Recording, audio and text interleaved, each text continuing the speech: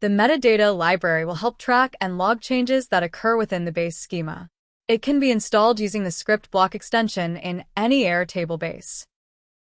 Simply paste the provided code into the script extension and press the Run button. The script will then create schema records for the base data. This currently includes metadata for the base itself, tables, and fields.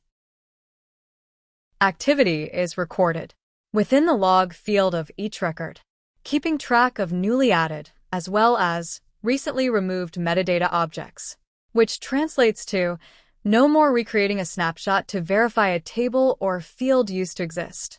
Simplifying schema alignment to provide a smooth on-ramp to rapid process evolution and accelerated scalability. Enterprise scale solutions. Sync the MDL from all team workspaces into a single base for a global insight to schema alignment. Pick up this not-so-simple scripted phenomenon today. Your development teams and stakeholders will thank you with increased confidence while you provide clear, consistent vision and effective results.